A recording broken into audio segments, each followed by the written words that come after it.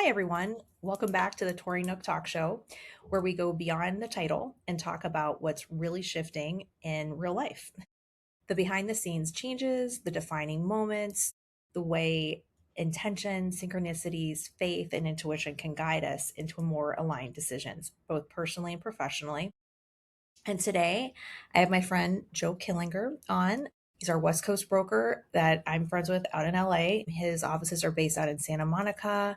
He is also an educator dynamo in our industry. He's been an active member for over 30 years as a broker, and he's worn many different hats and at times multiple hats. And from being broker to educator to investor, YouTuber, and we're going to cover all the range today. Over the years, he has also been operating his company and he has many properties that he invests in.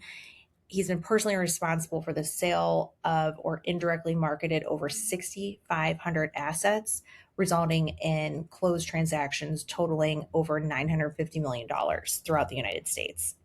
Joe invests his time and money into several real estate brands. He also works with these brands to ensure that they remain at the forefront of what's achievable through the power of content, community, and business innovation.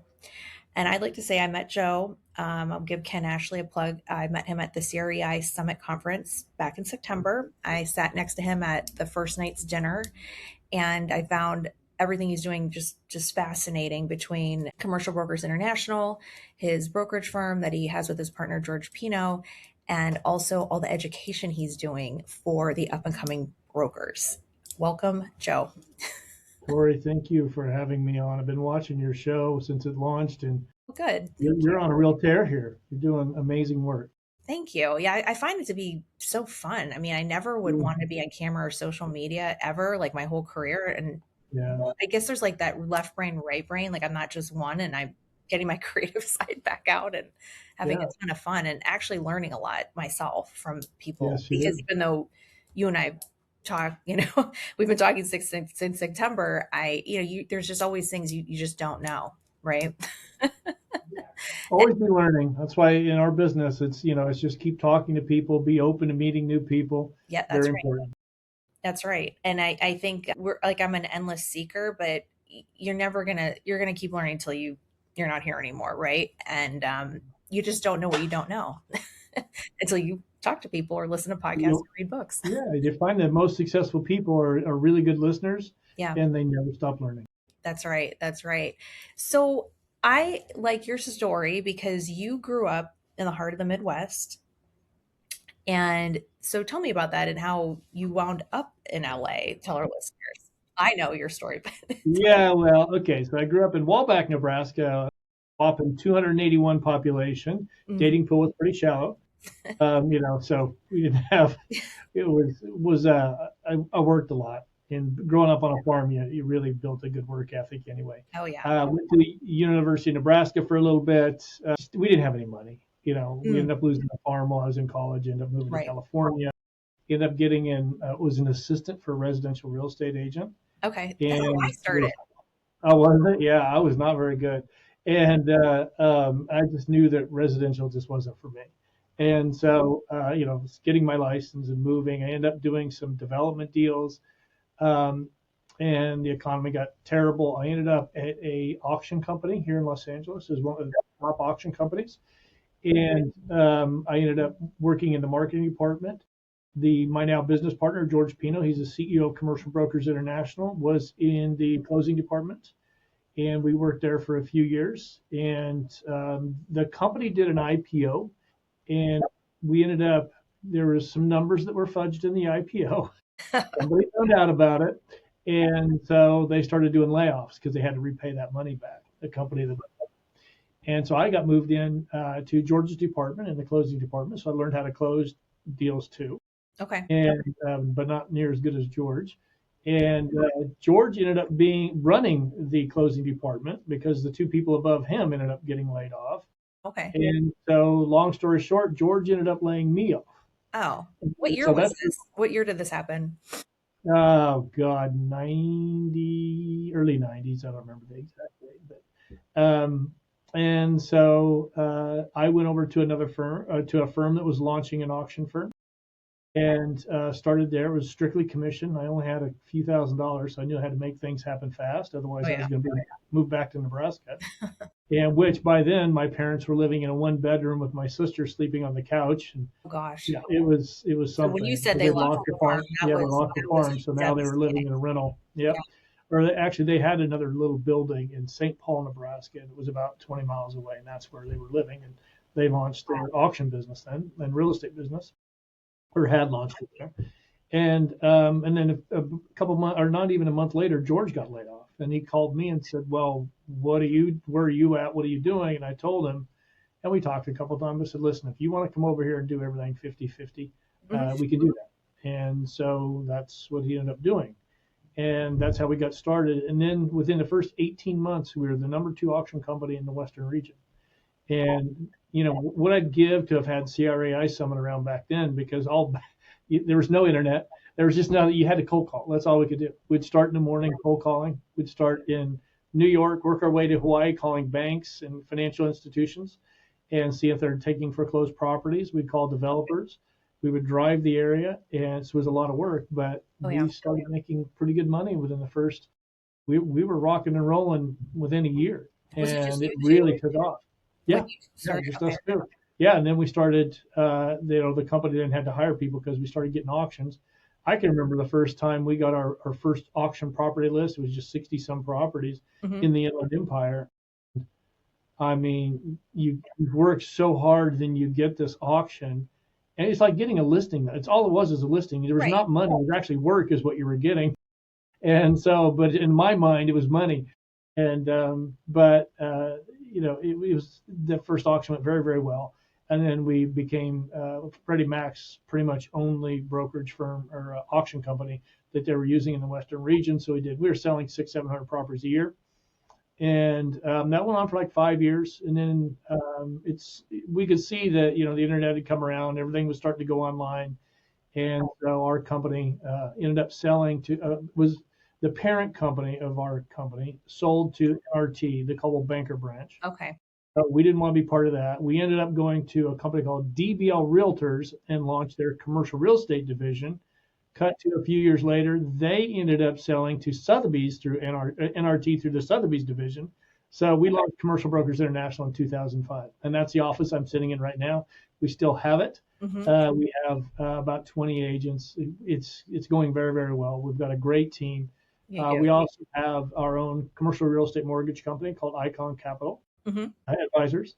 Right. And then we have, of course, we got the commercial real estate affiliate network that is just, I think we're the fastest growing affiliate network in the United States right now. I would say so. And Yes, yeah, which we're I'm a part moving. of. Yeah, Thank you. yep. We're part of it. He's got Ohio, Northern Ohio covered. You are a machine, though. I mean, you are getting people left and right internationally. It's Yeah. unbelievable. Well, and that's not, Seems like we're not every reaching week. out to people internationally. They're seeing it. It's just amazing to me. So I have this guy, it's Hero Realtors in Thailand. Hmm. Right. This guy, Thomas, he is, we do a call every Wednesday now. I'm learning. See, this is where I never want to stop learning, is I'm learning how real estate is done in Thailand. Okay. And there's really no database over there. It's you get your listings. It's like it used to be when I started. There's no database. You controlled everything. If you got somebody that wanted something, you had to get on the phones. They still do that. And and then it's amazing to me. It's amazing how it's all done so differently around the globe. But we have 5 international clients. Our affiliate in Canada just expanded across the country, so we've got a really big foothold there now.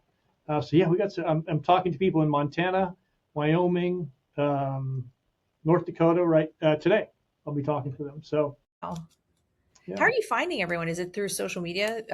Since A couple ways. So for the affiliate network, I go through. I'll start with the broker list, Linda Day Harrison's right. platform, Hmm. and I see who's on there, because if they're on there, then they will, they're wanting to market themselves. And you got to remember, and this is just broker owners, just like you and me. It's just Yeah. broker owners, You got the independent commercial real boutiques. estate broker owners. Hmm. And so I reach out to them, and probably 95% of them never respond.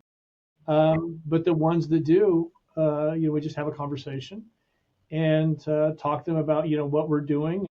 They kind of, when you get a cold email, and, I mix some cold calls, some emails.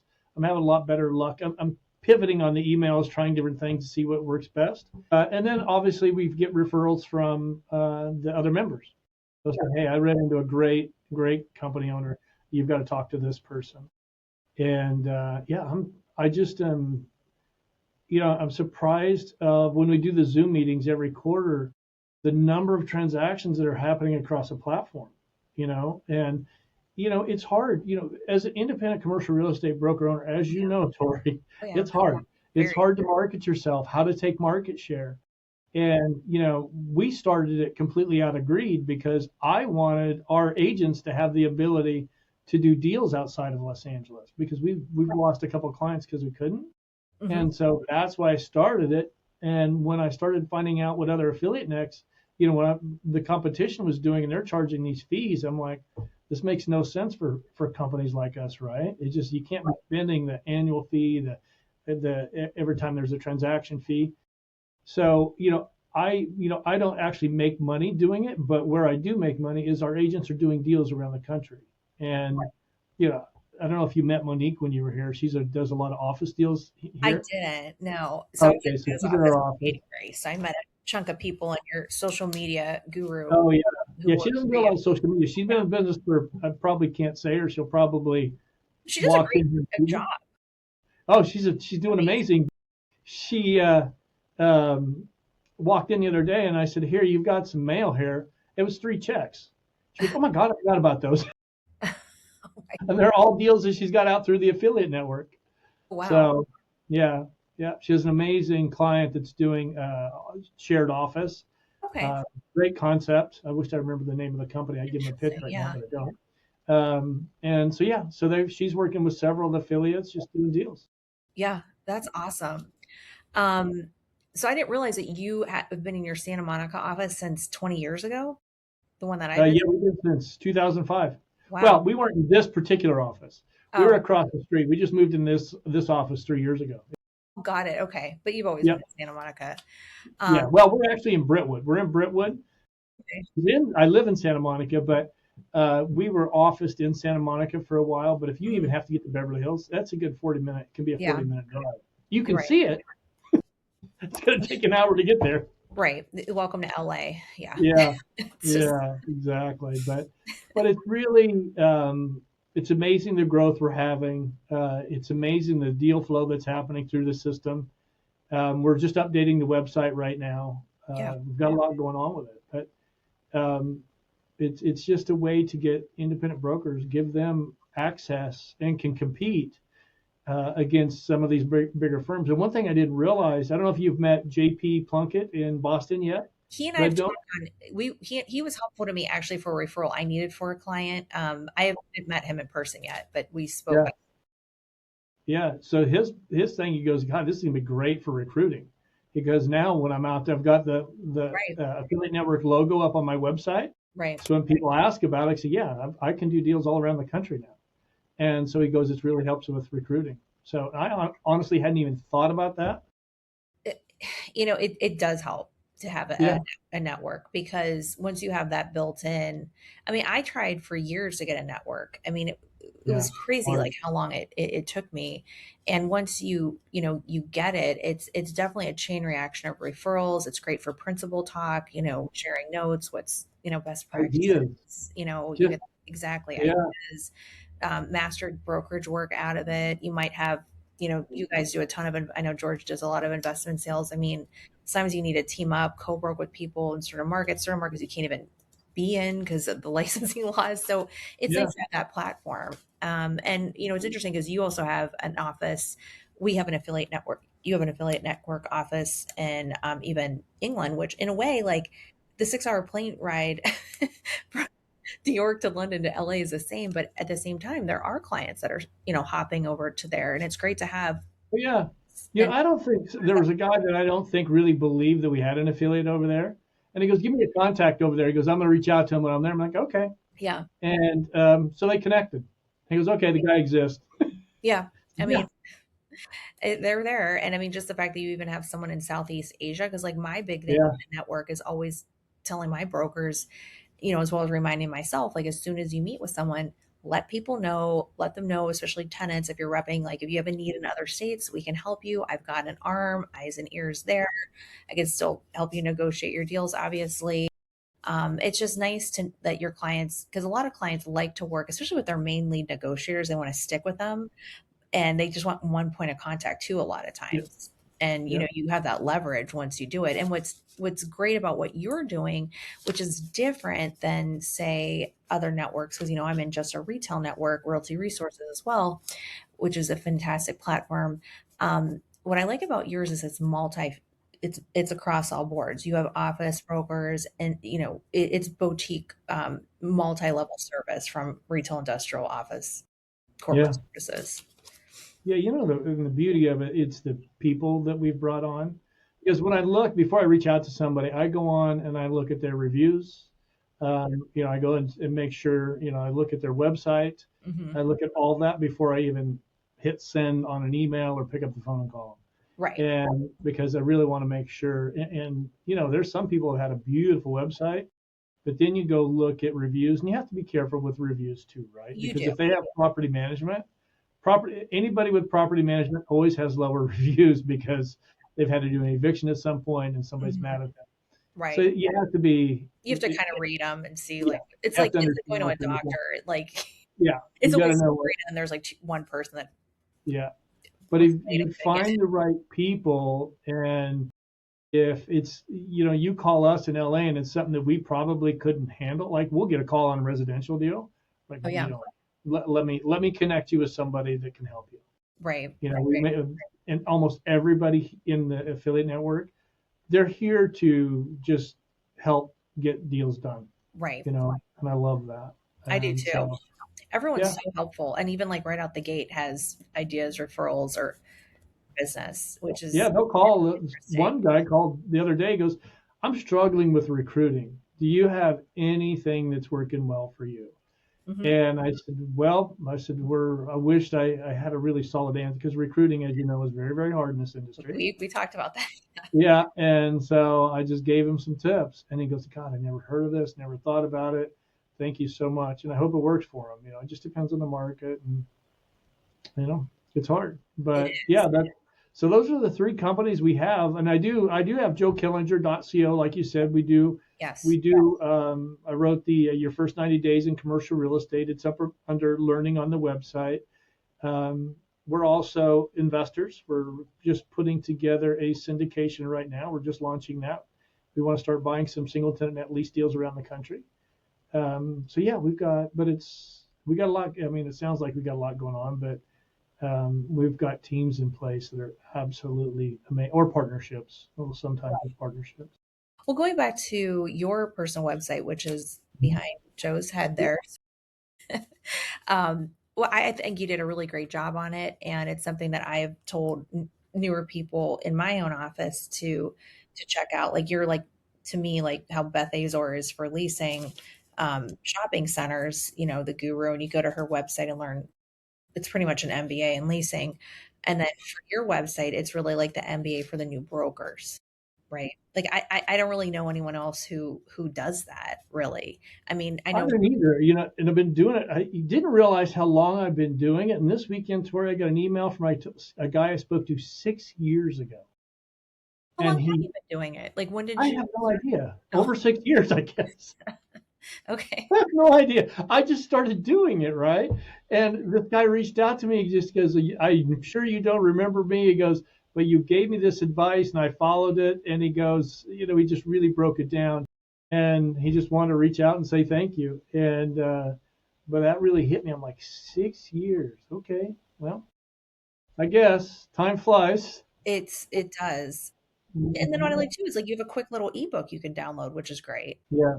That always, that was something that I thought we have such a high turnover in our industry, in It's 87. 90%, isn't it? And so, there's what other industry allows that? Commercial brokerage we need to figure this out. And that's a lot of why I have this website, Hmm. and it can really help people. There's templates on there that Right. people, if you need contracts, Hmm. and also if anybody has contracts they want me to add to the website, they'll send it to me. I'll template it, put it up for everybody to use. Okay. Suggested reading. There's also a booklet on when George and I launched Commercial Brokers International, everything we went through, all the mistakes we made, and walk through that, because so many people want to be a owner of a company, Mm. and they don't really think about the plan. There's got to be a plan in place, and you really need to understand what you're getting yourself into. And we didn't. We just thought, well, Yeah. let's go. I've got a broker's license. Let's launch. Hmm. And in hindsight, a plan had been pretty smart. Yeah. So something you can follow. Well, I was shotgun too. I got fired, so I had to like hurry up and throw a company together because even though every competitor reached out to me but one, um, Yeah. but literally, Mm. there's too many conflicts. Even though like I had was friendly with everybody, and our industry, and I respect my competitors here. It's just I just had too much business, and I think my husband would have strangled me if I didn't just go on my own. But it is it is like any business. It's hard, and Yeah. it's Well, nice people to don't realize and there that. wasn't YouTube and all these. I mean, there was, but it wasn't like it is now where you can find anything or any teacher, right? Right. Yeah, Yeah. It's people don't realize when they want to open their own brokerage, the margins are so tight. they're so Yeah. tight. Yeah. And people think, oh, I want to be a broker owner. I'm like, do you? I said, listen, let me just show you the math, and here's why. And so, you got to be careful, because you don't want to just be giving yourself a job that's more work. You Right. want to be leading a company, and if you're still doing all this work, and if you're given 80% splits, and you're given give, and at the end of the day, you got to really make enough to survive. It can be tough, but it's doable. I love the industry. I don't think there's been a better time to get into the industry than what we're seeing right now, because when I started, there was no internet. It was cold calling. That's all you could really do. You could send emails, but nobody really looked at them. And then you moved on. The internet launched, and nobody really knew what to do. We jumped on marketing ourselves as soon as we could with our brokerage. We were then in the first 5 years. We were on the internet. We were marketing. We were getting reviews as quick as we could. We were getting all of that as fast as we could, and that's where those deals started coming from that were around the globe, as people were figuring out internet, like, okay, these guys are in California, Hmm. this is where we want to be.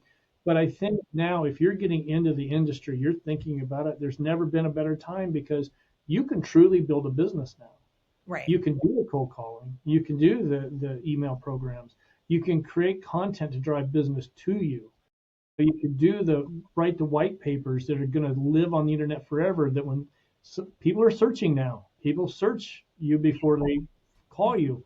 And what an opportunity to build a business right now. So I just think today, now's There's the so much time. leverage with social media and just the faster systems, like you were talking with email and the email list that you have. And even the conferences, like before it was just certain conferences. Now there's all different ones where you could go and network with different people that you never thought you'd even be, doing business with one day. Mm-hmm. Yeah. What do you think is the most expensive mistake that you've made in business thus far? Then that Mm, God, there's been what so did it many. teach you?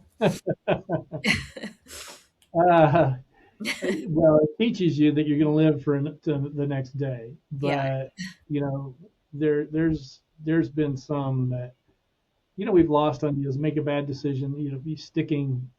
And I don't know if some of them I don't really regret. I don't regret them, but they're just decisions that maybe I didn't have enough experience to be making Mm, um, early on in my career. And as I've stayed in the business, you learn to assess all sides of a deal before you really pull the trigger. Don't come with emotion.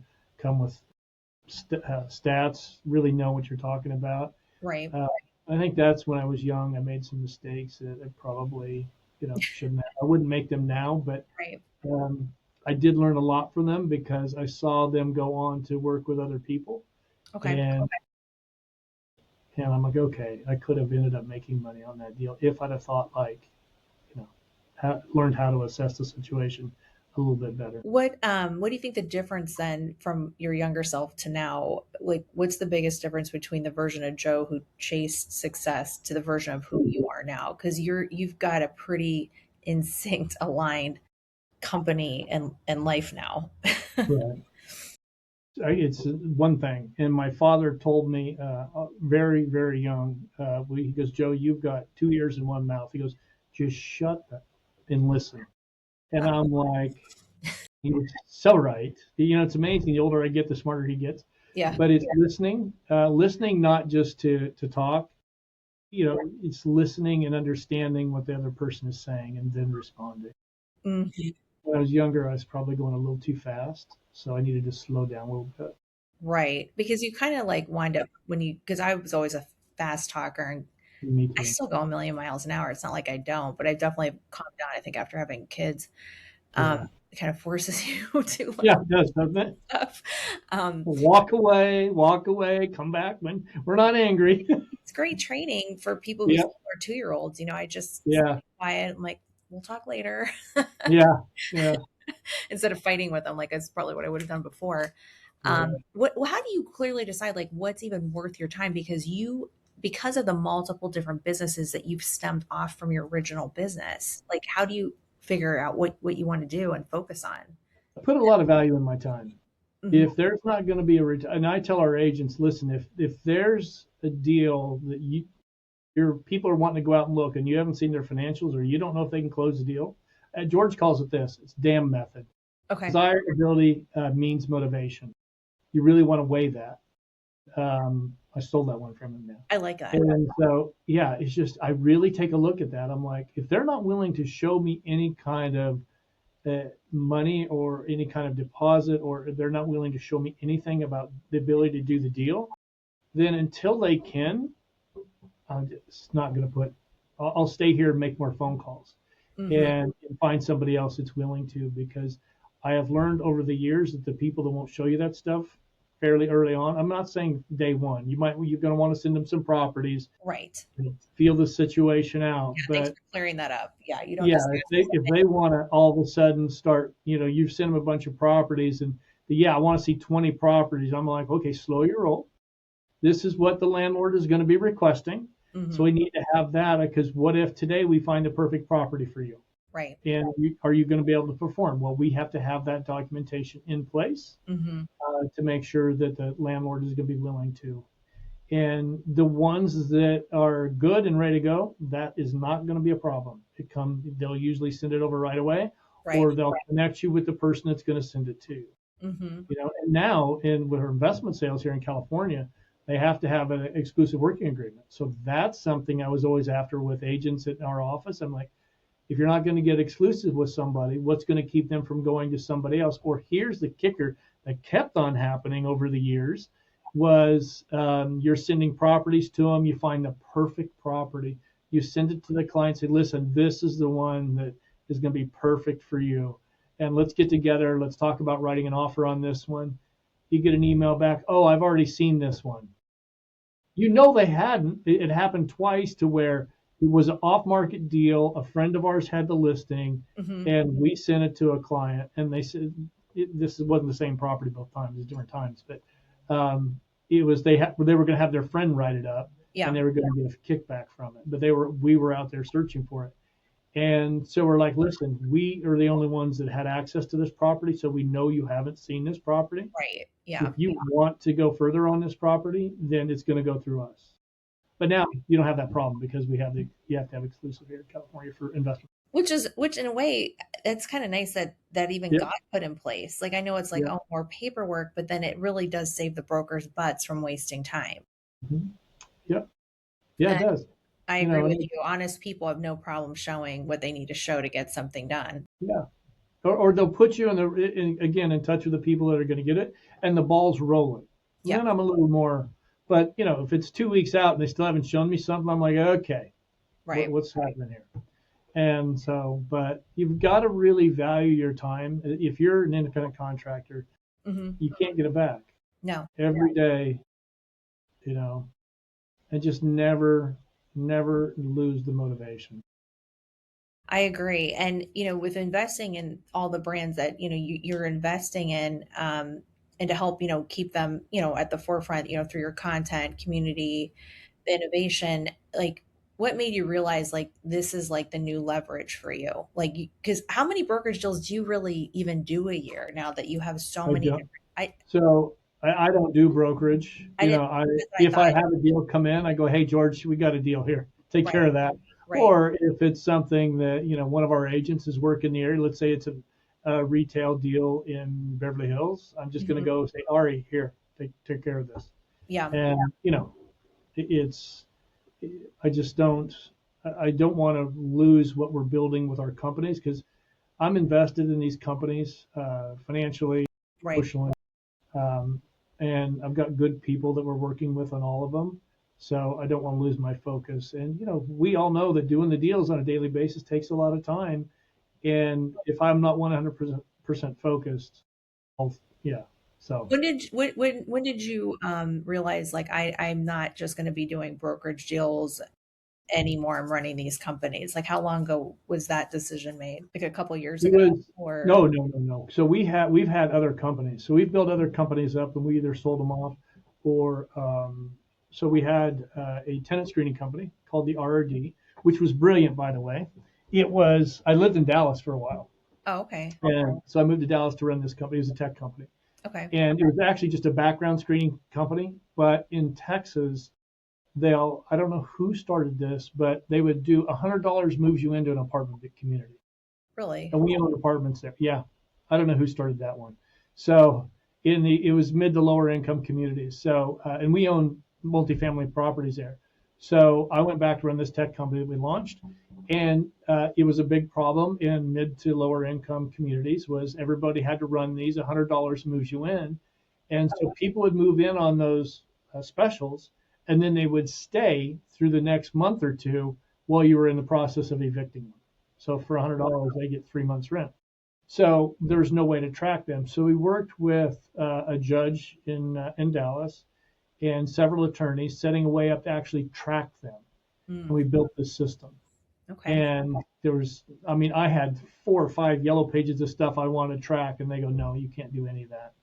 Here's what you can do. I'm like, okay. So we built the tenant screening around the system that would capture that, and it was going very, very well. We ended up getting a bunch of big contracts.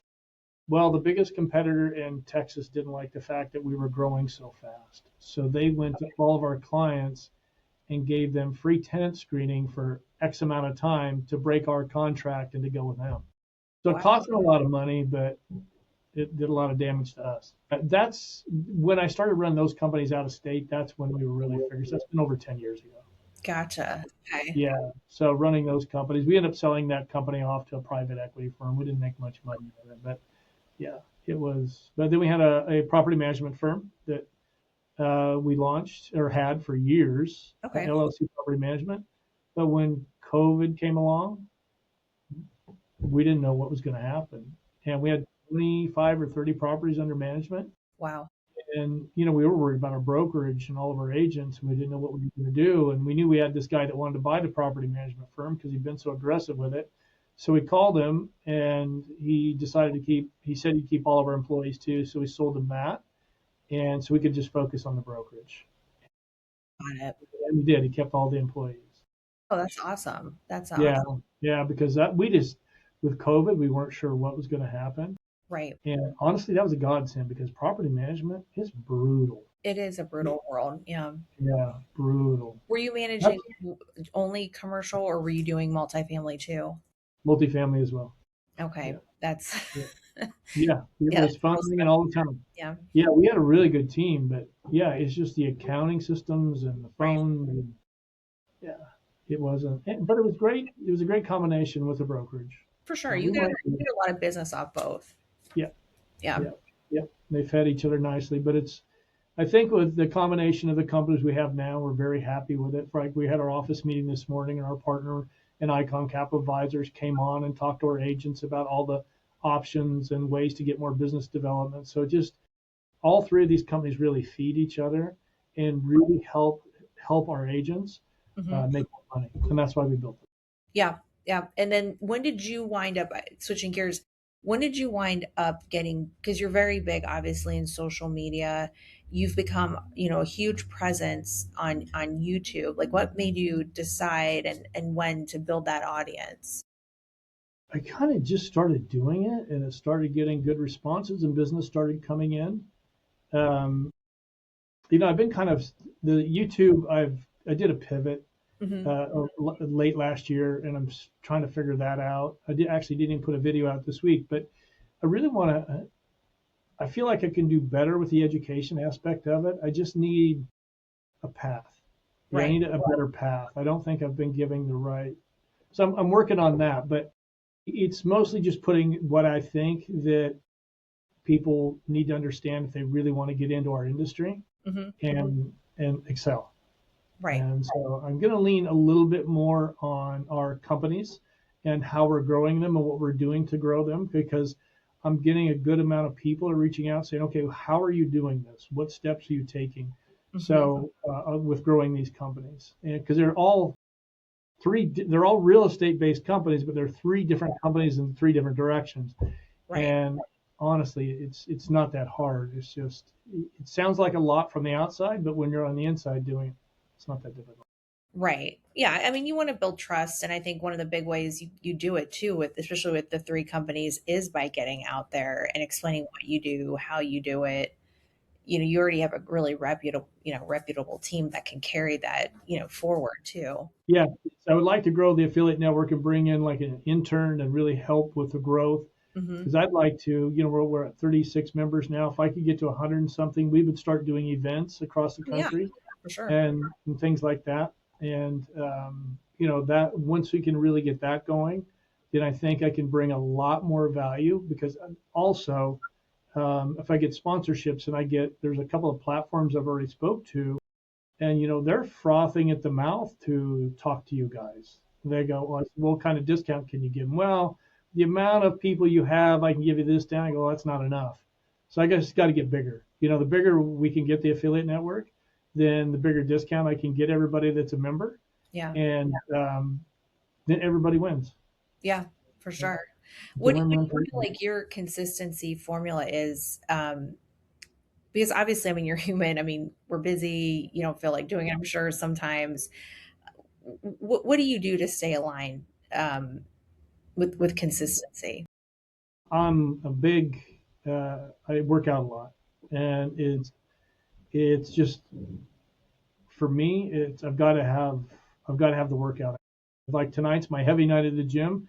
I'm actually excited about it. I'm like, okay, I want to go get it and get at it, and because I just feel so much better when I'm done. But also, it is. I mean, I work a lot. I was in the office both days this weekend doing stuff. I cut trees for a living. At Okay. one point, I grew up on a farm. Yeah. I worked retail. That was work. Sitting in an office in front of a camera talking Right. or It's creating content or doing what I need to do to run these companies, that's not work. You should go cut trees for a living for a few days or work on a farm. You go to bed at night and you're dead. yeah. I just am like, what can I do better tomorrow? And so this isn't really.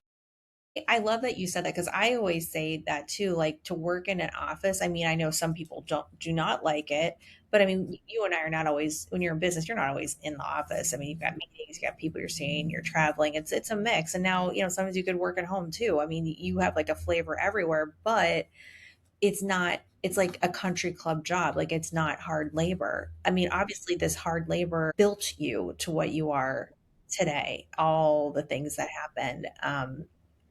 To make you really in the success that you are. I was wondering, like, what's something like you're doing now that you think will be like a standard in 3 to 5 years that most people still resist today when it comes to building your Well, I platform? think in our industry, it's a content creation. I Okay, think, I heard you say that.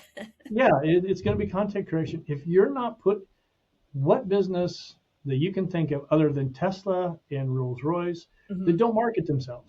Right. Dollar Tree doesn't market themselves. Yeah, well, they get enough. I love that place. I know. My I'm friends probably doing enough for them. they don't advertise, so Yeah, I'm probably their best advertiser. Um, but I just don't understand why somebody would market themselves. right. You know, Especially when it's it's free to go on. yeah, yeah, I think it's fear. You know, I think it's fear. Yeah, it's free. Hmm. You can build your brand, Yeah. but if you really get into this industry and treat it like it's a business, Hmm. and just chasing leads all day is not building a business anymore. Right. You gotta do the obviously do the chasing the leads, but you got to get people calling you. You want people to call you, so you focus on your market, your asset class, write a white paper about it, get it posted on the internet for everybody to see, get your reviews, get people picking up the phone and go, hey, I got this thing in Ohio. I got to call Tori real quick because I know she's gonna know what's going on. And so, it's just there's no. I just think that, and we have it in our office. Not all of our agents market themselves. Same You here. know, Yeah. yeah. I'm like, I don't understand why you wouldn't. It's not hard and it could take seconds. You just got to make sure. I see so many people using ChatGPT putting that content out. Matter of Hmm. fact, I caught one of our agents the other day. I'm like, I can tell this is ChatGPT. So look at the way this is not. First of all, the data's not even right. But secondly, yeah. So he took it down and redid it, Well, that's and it what came back. it was It like. My goes, next question, I was thinking, what's the biggest mistake when you see, people yeah, that right start now. content creating in real estate? So that sounds like they use ChatGPT. Yep. Yeah, and believe it, and then just making mistakes. Like some people have taken some of the stats on CoStar and just put that out there, Yeah. and I'm like, well, if you know your market well enough, you better know that's slightly off. Hmm. So make sure you know your market, know your asset class, get out into that marketplace. It's very important that it's important that you know people in your marketplace, but probably more important is who knows you. Who knows that you're the person to go to. You got to create that, and you can do that with a content market. Absolutely. Because that's what I was also thinking, what boundaries, change everything for you in building your business. Because I mean, like, I think about like how crazy, like when you first started, you're all over the place, and sometimes you can be boundaryless. What boundary changed everything for you to be in a straight line trajectory that you're on I now? think it was the lesson that I learned early on with the auction business. Hmm. So we got into the auction business. Some of the brokers were going after single family homes. They were going after development deals. They were going after government contracts. When we launched, we went after the government contracts because back then, Freddie Mac was taking back hundreds of properties a day, and that was going to be the biggest market. And we just knew that we could market it better than anybody else. Well, we didn't know that because we hadn't done an auction yet, but we were going to try. And so, it's just seeing that hyper focus is Right. what put us ahead of everybody else because we weren't all over the place. Now, there's only two of us, so we didn't have a bunch of people calling us. There was only George and I that were cold calling. So I think seeing that hyper focus and seeing how we could get in with, and they would ask us, who else do you work with? And I was just very honest when I was on the phone with Freddie Mac. I said, nobody. We do government. That's it. Right. I don't want to do one offs. I don't want to do, I said, my focus is servicing you guys. And that got us in the door. That's That and some luck. Yeah. Yeah. Do you feel that you're making a lot of decisions sometimes, especially even when you're in high stakes decision making, especially running companies? Are you flying off your gut sometimes? You know, what's your internal compass? Yeah, I do. I mean, it's over the years you learn the way people say, not so much what they say, but the way they say it and their body language. Yeah. That's a whole form of communication there that you want to get to understand. And why did they say that? Why did they say it the way they said it? That is something early on in my career I would have never have picked up. Never. Right. Mostly because it was a listing, right? But Right. now when you sit back and you listen, you can catch all this stuff, body language, the way somebody says something. Yeah. it speaks It's volumes. a really good point. I think a lot of people don't talk about body language, and that's why I think it's so important if you can to meet people in person. Yep. When if you can, right? Or if you have never met them, at least do a video call. I mean, you could still sense off that because it's not, I mean, of course you can sense people's tone sometimes over the phone, but it's way easier in You person to see. get a full 360 scope of them. What's like one boring principle that made you more money than any, like, say, hack that you had? Just had this conversation this morning. Consistency. Okay, I like that. I have a schedule. Okay. It'll bend, obviously. What's your I stick schedule to like? it. It starts pretty early in the morning because I got to watch out for that damn Corey Zelnick. Will try and wake me up occasionally with a phone call or a tweet. Oh, He just does that for fun, I think. right. God love him. Just a I always feel bad for people on West Coast time. Oh yeah, we get it often. Yeah, well, my family thinks they're really funny, so my ringer's usually off. So Corey hasn't really ever got me, but no, it starts early in the morning, and I start with reading the real estate. Read Globe Street, Okay. Biz Now, QSR Magazine, FSR Magazine, Yahoo News, CNBC. I read all that while having my morning coffee. That sounds like a lot, but once you do it every day, there's only a couple new articles in each one of those platforms Yeah, it's that a you need. quick flip.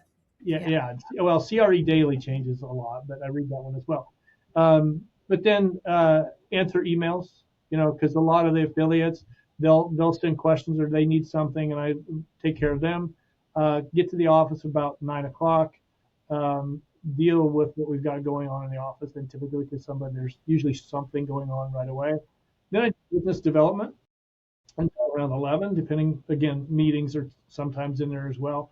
I do have lunch. I respond from 11 to 12 to emails, lunch at noon, 1:30. I usually, like today, I have 1:30, 2:30. I have calls on the hour. So I try and book calls in the afternoon Got it. and depending on where they're at.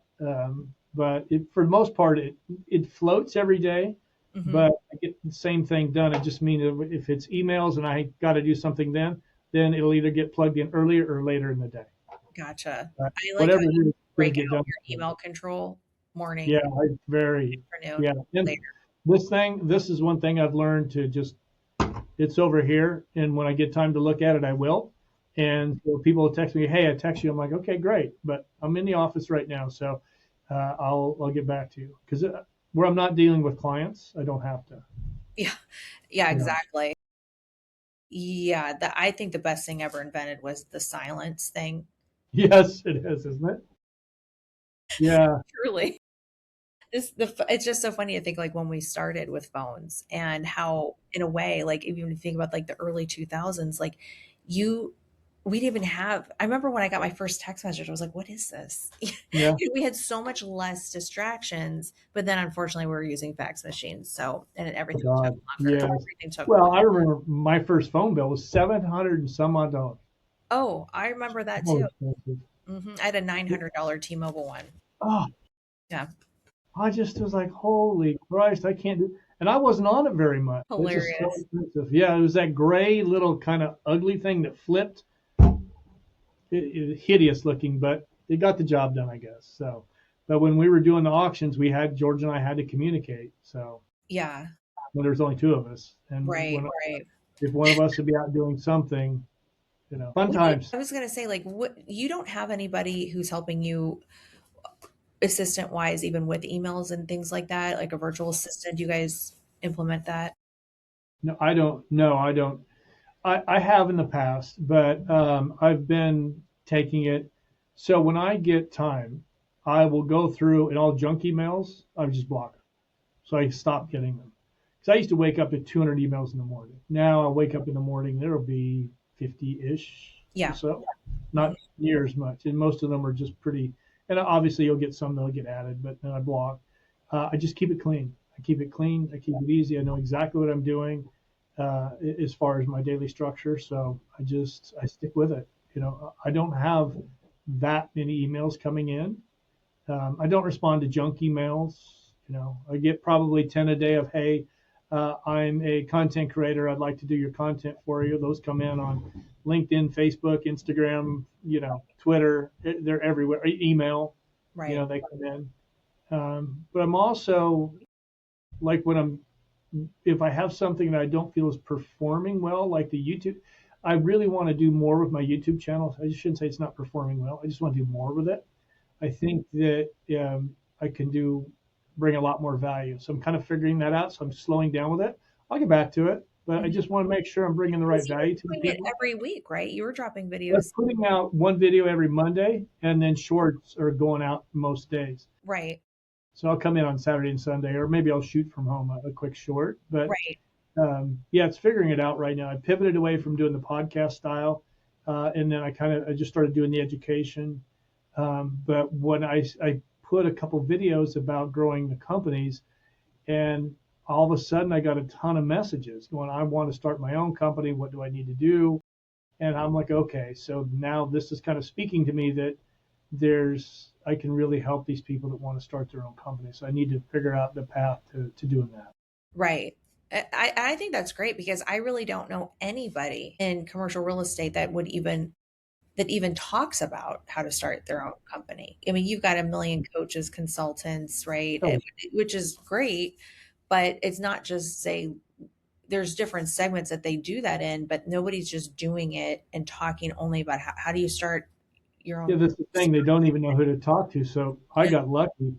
Do you know who Jay Olshansky is? He used to run NAI Global. No, I do not. I know of him, but I don't know him. Okay. Yeah, he was on not a podcast this morning, but where you could log in and listen to them all talking. And a few months ago, I just called Jay, what's going on? And we caught up and we just discussed brokerage and recruiting. And, to have somebody like that that's run a global brand like that, that's willing to take the time to talk. Now, I Right. met him through Commercial Real Estate Influencers, the summit. And so that's how I got to know him. Now I just pick him up. I can call his cell phone. We talk. And he actually just bought SVN, the company. Oh, I So SVN Global, he just bought that a wow. month ago. Oh, wow. And so, yeah. And so I'm listening to these webinars that he's doing, and I learned so much. So that you have to really understand who you need to talk to, because Hmm. you can go on YouTube and you can listen to people tell you what they need to do, but they've never done it. It's like listening to a 20-year-old life coach. You want to talk to somebody that has been through it, or they're where you want to get to. Right. Not somebody that's not been there. But if they're at the level you want to get to, then that's who you should be listening to, who you Right. should be talking to. And don't be intimidated to reach out to them. Just reach out and maybe they'll say yes or no. I agree with you. I mean, the best contact I ever made is picking up the phone and just calling even Beth Azor to be like, hey, I'm a woman in real estate. I don't even know anybody. I've been in this business 23 years. Like, I'm going to She's New York amazing. City. Can we meet?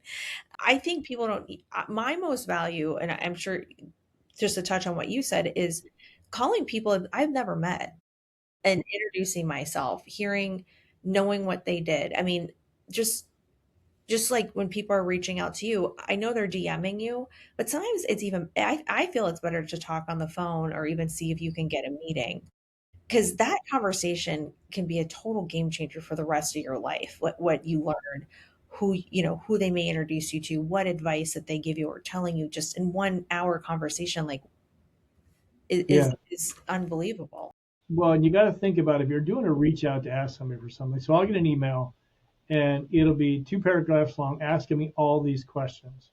And I'm like, I'll respond, go, okay, thank you for reaching out. Yeah, But let's do a 15-minute phone call right. instead of me typing here for 20 minutes. And then going back and forth for 20 years. But that's Yeah, also That's yeah, also, I think, to me, this younger generation that doesn't understand how to talk on the telephone. And really, like for us who are busy, and when you know, you have all these bottom lines to worry about and profits to make, you don't have time to go back and forth on emails. Like a quick conversation, you could be like, get your yeah. answers done, 15 minutes, you're done. But right? here's the thing: when I respond like that, you know how often they respond back to me? Okay, now let's do a call. Almost never. No way. Nope. Oh, let's start then. You got a good hack there, right? Yeah, it's just like, okay, well, I would have wasted so much time. Oh my So, gosh. yeah, Yeah. if they really do a quick 10, 15-minute phone call, I'm fine doing it. But send me this long, lengthy email and they want me to respond to it. And then I want to just do it a lot faster on the phone. They don't respond. So I've learned that just make them make an effort. Yeah. Well, trying to like to wrap this up, what's the one action you can tell the listeners here that they can take this week to move forward, especially if they're looking to build their own business? Start. That's the number one thing. Start. I mean, talk to so many people, Tori, that, oh, I'm gonna, I wanna, and I'll talk to them a few months later. Oh, I wanna. Start. Yeah. Do it. Quit talking. Yeah. Just put it, if you're really serious about it and you want to move forward in this industry with your career or your company, start. You just got to put your head down and say, listen, this is going to hurt. I'm going to be in the office 7 days a week right now, but in 2 years, it's going to be a different life. Right. But you've got to make the effort. You got to put the time in. Unless your family has a ton of money, they're willing to support you. You've got to do it, and you've got to don't stop learning. You know, Yep. I ask think that questions. that's a really good point that you brought up too is even if you did have family money to or your own savings saved up to go make that transition. I hate to break it to people, but it's 7 days a week to start a company for at least, like you said, 2 years, at least a minimum of a year, Oh yeah, minimum. no Yeah, matter what. And I think if you can't get that through your head, and you don't want to work 7 days a week, do not start something. go work for somebody. Yeah, done right. You need the evenings and weekends off, then go work for somebody. Clock Yes, out. yes, And but if you're going to be self-employed in the real estate industry, you need to have a startup mentality because remember the day one, you're up against you, Bob Knakal, Ken Ashley, right, Beth Azor. That's your competition. How are you going to beat them? right. You're Because going they to got have to 30 outwork them. plus years on them. Yeah, And you want good luck outworking any of those people. But you got to find the people in your marketplace. No, but you better be working 7 days a week, figuring it out as soon as you can. There will be benefits to it, but right.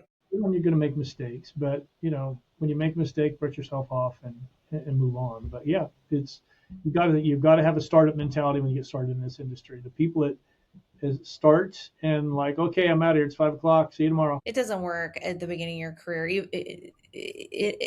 Again, go get a paycheck where you can Yeah, get away with yeah, get away yeah. with Let somebody pay you to put in your 9 to 5. right. And but if you really want to make money in this industry and you want to be a top producer, it's it's not easy. I mean, you look at what Bob did during COVID. I mean, he could have sat on his ass and Yeah, enjoyed life, sold his company for that money. He didn't have to be out there walking the streets of New York putting that map together, right. but he did. Yeah. You know, it's just to be that top of a producer. That's a very special breed of person, right? You have to love it. And I think if you Yeah, love something, you really aren't leaving at 5. I mean, yeah. unless you If you are, you're going home, and yeah. you know, Um, you just make it work. you You've do got to make make it it work. work. And you got to be a creative. I mean, it's a constant entrepreneurial creative Hmm. mindset at all times. And you do need the downtime to even get creative sometime, and get your best thoughts. So, what's before we end this, like, is there anything, words of advice that you want to leave the audience with? Just be your best self. I see so many of the people in this industry want to copy somebody else because it's worked for them. You're the best version of you can be, right? Right. So go be the best you, and that's what's going to put you ahead of so many people because I see so many people just copying other leaders in our industry. Hmm. And it just doesn't fit, right? Because Right. now you're copying the way it works for this other person. Just be the best version of you, and be the smartest in your market. Getting educated. Before when we have somebody new we bring on, we don't let them on the phones right away, Oh, because if let's say they're doing multifamily in Brentwood, they say, yeah, that's what I want to do. I'm like, okay, then I need you to learn the industry. I need you to understand your market, your asset class before you touch the phone. So at the end of week one, I'll sit down with them and I'll say, how many properties are on the market right now in your market? What's the Right. average days on market? What's the average list price? What's the average sales price? What's the average unit mix? If they can't answer any of that, I'm like, okay, I'll see you next Friday. Learn it. Right. Because, yeah, it's if you're going to get on the phone and have a conversation now you've got something to talk about, right? If somebody actually answers the phone, most of our competitors, the people get on the phone, they can start calling. Hey, you think about selling your property? Okay, thank you, bye, and on to the next call. They're not having conversation. So you want to be able to have that conversation with somebody. You do that by knowing your market. The longer you can get somebody on the phone, because in the beginning you're going to have 30-second conversations, Right. and then it's going to go out to 2-minute conversations. The next is 4 minutes. Now you got a client. You've built that relationship. It's because you know the market. Right. Be the smartest in the room. Yeah, I mean, information is what's going to carry you for the rest of your life. I mean, anyone can bullshit, but who has facts? Well, here's the thing. When I started, you could have, because the brokers controlled all the data, right? We controlled all the That's data. true. That's a good point. Now Now the there's so clients much. the clients are educated. They can get on LoopNet. They can get on so many of these other Oh, yeah. platforms, and they can figure it out very quickly. So you Oh, got to yeah. be careful. That's very true. You've got so many fact checkers. It's Yeah. unbelievable. Yeah. Well, thank you for joining me today, taking the time and just giving Okay. like this fresh perspective regarding your experience, and you brought a lot of clarity, I think, to the conversation of being an entrepreneur. What really stood out for me is the depth that's behind your resume, and how you've stayed in the game now for over 30 years, and just evolved so much into so many different facets of CRE, wearing all the hats that you're even still wearing as a founder, operator, educator, content creator, YouTube star. um, and you've stayed committed to all of them, versus staying stuck in one lane, which is what you want to do as a 3-decade entrepreneur. You remind me of like what real success, it's not just about closing deals or just having a big ego out there with your content. It's about building trust, staying consistent, staying disciplined, and making really aligned decisions, even when the pressure's high, and also you giving back to the public, not just your own people that you're training in the office, but you're giving back for free with your joekillinger.com, which is amazing. Yeah. Yeah. You've got a lot of power, with your content and your community and all the business innovation you're doing. It's real leadership, not just some one off strategy. Before we wrap up, I want you to tell everyone where they can find you, all your websites, your social, Mhm. handles, um, so people know the best next steps to learn from you. Gotcha. It's well, you can find, obviously you can see the website behind me, joekillinger.co. Oh, I got a funny story about that. Tell. I was on a podcast a month or so ago, and the guy he kept saying joekillinger.com, and I finally let him say it. I said, it's actually joekillinger.co, and I said when I wanted to do that, somebody had bought joekillinger.com, and I'm talking to him. He goes, Joe, just let me. This is maybe 2 minutes later. He goes, I've got good news and bad news. And I said, oh, what's that? And right in the middle of the podcast, he goes, joekillinger.com is now available. And I'm like, are you kidding me? I He's said, like, I'll buy it right after this. he's talking to Yeah. you. He goes, you need to grab that. So someday it'll be joekillinger.com. I own that now. Okay. Somebody had bought that up before I'd launched. So I don't That's know how hilarious. crazy. So joekillinger.co. All my social media is just under my name, Joe Killinger, at Mhm. Joe Killinger. LinkedIn, Facebook, Twitter, all of them. And if you want to reach out, it's joe at joekillinger.com or .com, joekillinger.co. And so email if you have any questions. Awesome. Well, as always, thank you for listening to another episode of the Tori Nook Talk Show. You can catch all episodes across all platforms: Apple, Spotify, my YouTube channel at Tori Nook, and they drop on Tuesdays. If you enjoyed this conversation, please hit subscribe so you don't miss an episode. I'd love to hear from you. Rate and review, send me a note, tell me what resonated, and I'll see you next time. Thanks, Joe.